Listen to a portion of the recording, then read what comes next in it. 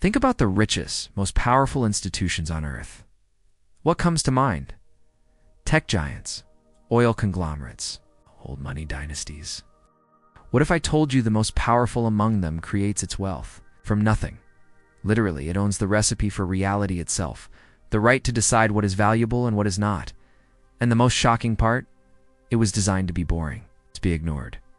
This is the story of the greatest magic trick ever pulled off, not in a Las Vegas theater, but in the marble halls of central banks, how they invented money from thin air, and in the process became the silent, richest empire in history. Our story doesn't start with computers or complex derivatives. It starts with a simple, ancient problem: trust.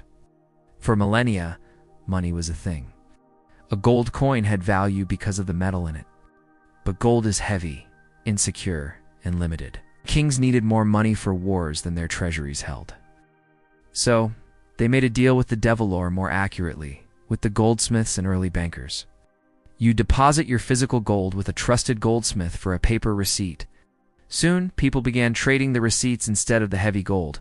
The goldsmiths noticed something extraordinary.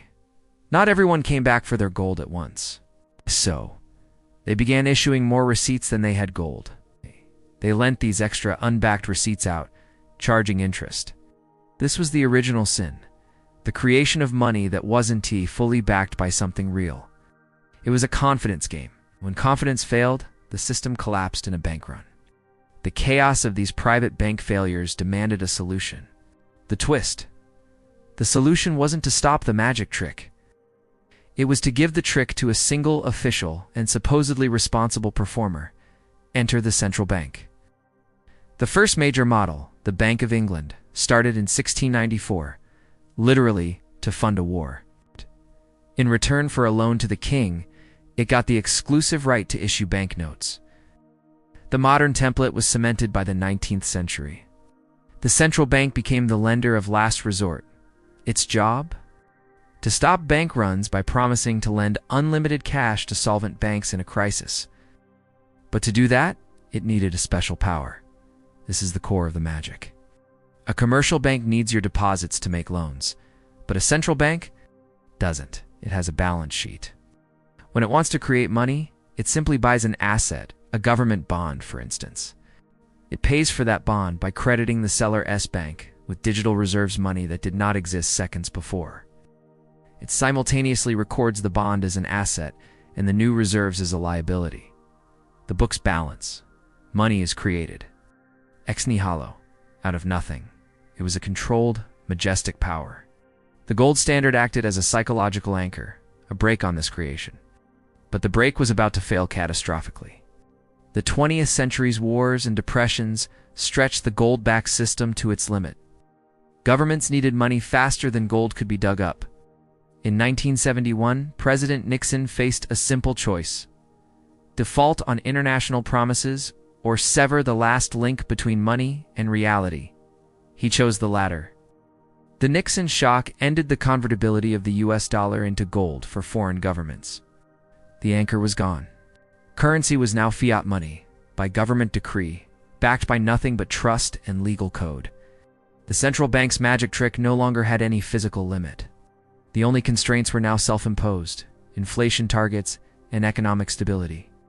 The age of pure financial alchemy had begun. The immediate effect wasn't Weimar-style, hyperinflation in groceries. It was subtler, more insidious. The new, cheap money flooded into financial systems.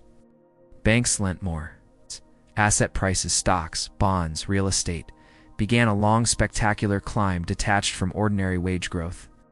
Central banks, now obsessed with managing consumer price inflation, saw soaring asset prices as a feature, not a bug. They had found a new purpose: to backstop the system at all costs. Each crisis, the 2008 crash, the Eurozone crisis, COVID-19, met the same response: quantitative easing. This was the thin air trick on steroids. Central banks bought trillions in bonds and other assets, flooding markets with newly created cash to prevent collapse. They became the dominant buyers of government debt, effectively financing state spending. The fallout: a world drowning in debt and addicted to cheap money. The fix was simply more of the original drug. So how do they get rich? Let's follow the money. First, seigniorage, the literal profit from printing money. A $100 bill costs about 14 cents to print.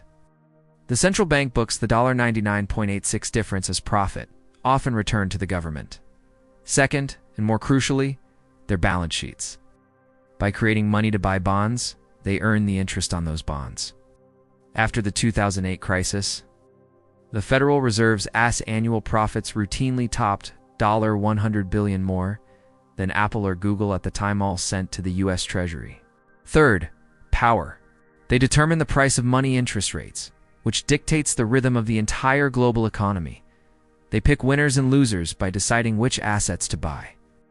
This isn't just profit, it's profound unchecked economic influence. The ultimate parallel is this repeating pattern. A crisis hits. Financial elite is protected with new money. Asset prices soar, inequality widens, and the institution that orchestrated it all grows more powerful and richer. The real value of your savings, your wages, your variables in the central bank's stability equation. So what do we take from this century-long story? 1. Money is not a neutral fact of nature.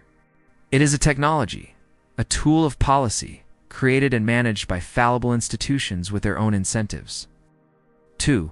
The wealth created from thin air is not distributed equally. It flows first to financial assets, benefiting those who already own them, magnifying wealth inequality. 3.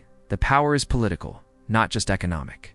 Central banks, though often independent, make choices that shape society's choices about unemployment, equality, and which debts matter most. The open-ended thought is this: we replaced the gold standard with a trust standard, but that trust is placed in a system that consistently enriches the system itself, while creating destabilizing cycles of bubble and bailout. What backs our money now is ultimately a belief in the wisdom and restraint of the magicians. History asks us, is that belief justified? If this story made you question the foundations of our world, you're not alone. Your most powerful tool is understanding. Subscribe for more deep dives into the hidden architectures of power. Below, I've linked a document explaining the 3 main theories of money that economists fight over. Will change how you read every financial headline. And in the comments, let us discuss. What do you think could be a better anchor for our money than blind trust? The conversation starts now.